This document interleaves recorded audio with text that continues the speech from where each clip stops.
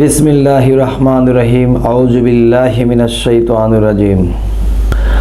আজ আমি শামীম আলী চিশতি কিছু কথা বলবো।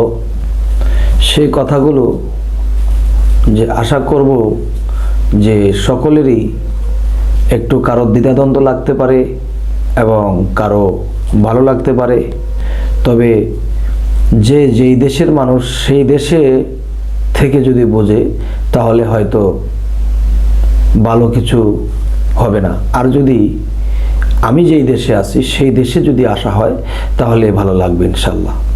তবে সবাই সকলের দেশে যাইয়া দেখি কার বান্ডে কি পাই। যদি দেখি আসল কিছু নাই তাহলে তার থেকে আমি পালাই। তো যেমন একটা কথা বলা হয় যে ইসলামের পাঁচটা স্তম্ভ, পাঁচটা স্তম্ভের মধ্যে একটা স্তম্ভ কালেমা। একটা স্তম্ভ যে কালেমা, এখন এই কালেমাটা কি?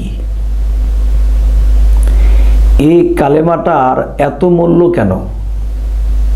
হযরত মুহাম্মদ সাল্লাল্লাহু আলাইহি সাল্লাম কালেমা পড়ায়া মুসলমান বানাইছেন। কালেমা পড়ায়া ঈমান আনতে হয় এবং কালেমা পড়াইয়া বিবাহর বন্ধন সারে। কালেমার দাওয়াত হযরত মুহাম্মদ সাল্লাল্লাহু আলাইহি সাল্লাম দিত। তাহলে এই কালেমাটার এত মূল্য কেন?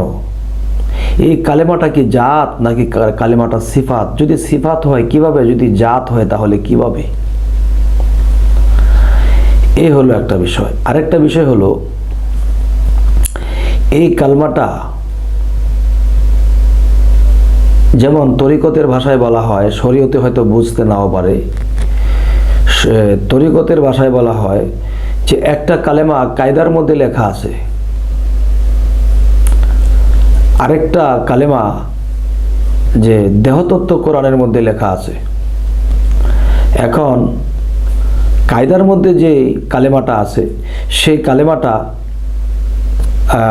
মাদ্রাসায় ছাত্ররা পড়তেছে, যারা মাদ্রাসায় মাস্টার যারা আছে তারা পড়াইতেছে। আরেকটা কালেমা আছে সেটা দেহতত্ত্ব কোরআনের মধ্যে, সেই কালেমাটা একমাত্র যার যার মুর্শিদ পড়াবে। এবং মুর্শিদ যখন পড়াবে এই কালেমাটা, তখন তার দেহতত্ত্বের মধ্যে সেই কালেমাটা নিজের নয়নে দেখাইয়া মুরিদ করানো হবে। এবং নিজের মধ্যে এই কালেমাটা যে দেখলো তার জন্য দোজখ হারাম। এই কথাটা একটু ইঙ্গিত করি যে কিতাবুন ফুসিলাত আজাতু কোরআনান আরাবিয়ান, এই এক গ্রন্থ আরবি কোরআন রূপে অবতীর্ণ, যে এই কোরআনটা একমাত্র জ্ঞানীদের জন্য প্রযোজ্য, অজ্ঞানী বুঝবে না। আর সেটা হলো কি দেহতত্ত্ব কোরআন। এই দেহের মধ্যেও কোরআন আছে। আচ্ছা, তাহলে দেহের মধ্যে যে কালমাটা সেটা দেখে পড়ার বিষয়। এবার আসি রুহানি জগতে কালেমা। আমরা রুহানি জগতে যদি যাই তাহলে আমি কালেমাকে সেই সাধনার বলে আল্লাহ দয়া করলে তা দেখতে পাই এবং দেখি সেই কালেমাটা কথা বলে। কায়দার মধ্যে একটা কালেমা, দেহতত্ত্বের মধ্যে একটা কালেমা, রুহে ইনসানিয়াতের মধ্যে একটা কালেমা, এবং রুহে ইনসানিয়াতের মধ্যে যে কালেমাটা সেই কালেমা কথা বলে।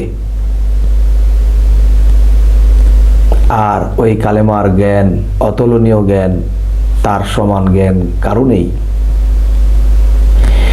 যাই হোক, এবার আসি বিসমিল্লাহ। বিসমিল্লাহর যে বিষয়টা, যে আমি এখন বলবো বিসমিল্লাহর প্রাণ আছে, বিসমিল্লাহ কথা বলে। এবং সেই বিসমিল্লাহকে যদি কেউ রুহানি জগতে সাধনার দ্বারা, আল্লাহর দয়ার দ্বারা যদি কখনো দেখতে পারে তাহলে তার জীবন ধন্য হবে। আর সেই বিসমিল্লাহ খুবই ধৈর্যশীল। সে শুধু মানুষকে দয়াই করে, মায়াই করে। সে কোনোদিন অমঙ্গল চায় না। তাহলে সেই বিসমিল্লাহটাও কথা বলে। সেই বিসমিল্লাহ দেখতে হলে আমাদের সেই রুহানি জগতের সাধনা করতে হবে এবং কামেল মুর্শিদকে ধরতে হবে। সেই রুহানি জগতের সাধনা যখন আমরা হয়ে যাবে, তখন আমরা সেই বিসমিল্লাহকে দেখতে পারবো। বিসমিল্লাহকে দেখতে পারবো, হাতাইতে পারবো, তার কাছে আমি সম্পর্ক করতে পারবো। যেদিন আমি আমার বিসমিল্লাহকে দেখব, যেদিন আমি আমার কালেমাকে দেখব, সেদিনই আমার ইহকাল পরকাল, আমার এই জনম ধন্য হয়ে গেল। তাই বলি, এই পৃথিবীতে কেউ যদি মুরিদ হন, যেহেতু কোরআনে আসছে মুরিদ হইতে হবে, বায়াত হইতে হবে, তাহলে অবশ্যই যে হুট করে কোনো মুর্শিদের কাছে গেলেই যে মুরিদ হয়ে যাবেন তা না। আগে জানতে চাবেন যে আমি কে, আমার পরিচয় কি। আমি তো আমাকে আমরা চিনলাম না, কে আমি, আমার পরিচয় কি। যদি বলেন আমি ইমুক, তাহলে সেই নামটি আমার মধ্যে কোথায় লেখা, এই লেখাটা আমাকে দেখাই দিতে হবে। আর না হয়তো আমি নিজে অন্ধ, আরেকজনের কাছে গিয়ে নিজে আমি অন্ধ হয়ে থাকবো, যার কাছে গেলাম সেও অন্ধ, আমিও রইলাম অন্ধ, তাহলে এই দ্বন্দ্ব কবে কাটবে? তাই নিজের পরিচয়টা জানতে হবে, এবং আমাকে যে আল্লাহ সৃষ্টি করছে তার প্রমাণ কি আমার মধ্যে আছে, আল্লাহ রাখছে, সেটাও কি দেখার মাধ্যমে জানতে হবে। এরপরে মুর্শিদ আমাকে যে সাধনা দেবে, সেই সাধনা যদি নিয়ম কানুন মতো প্রেমের সাথে, ভক্তির সাথে, প্রেমে ফানাফিল্লার সাথে যদি করতে পারি, তাহলে সেই রুহানি জগতে সেই কালেমাকে দেখতে পাবো এবং সেই বিসমিল্লাহকে দেখতে পাবো। বিসমিল্লাহর সাথে আমার সম্পর্ক হবে, বিসমিল্লাহ কথা বলে। যাই হোক, এ হলো একটা বিষয়। এখন যদি কেউ বলে বিসমিল্লাহ কথা বলে, এটা কেমন কথা? কায়দার মধ্যে বিসমিল্লাহ, ওটা তো কোরআন শরীফের মধ্যে যেই এবং কায়দার মধ্যে যে বিসমিল্লাহ আমরা পাই, সেই বিসমিল্লাহটা হইল যেমন আকাশে যদি একটা চিল উড়ে, তাহলে চিলের কিন্তু একটা ছায়াও মাটিতে ঘুরে। তখন আমরা সারা জীবন যদি সেই চিলের ছাওয়াটাকে স্বীকার করি, কোনো দিন আমরা এই চিলের ছাওয়াকে স্বীকার করতে পারবো না, যতক্ষণ পর্যন্ত আমরা সেই আকাশের চিলটাকে না ধরব। তাহলে আকাশে যেহেতু চিল আছে, তাই মাটিতে তার ছায়া আছে। তাহলে সেই ছায়ারূপে কায়দার মধ্যে যে বিসমিল্লাহ আছে, তাহলে আসল যে বিসমিল্লাহ সেটা কিন্তু আরেক জায়গায় আছে।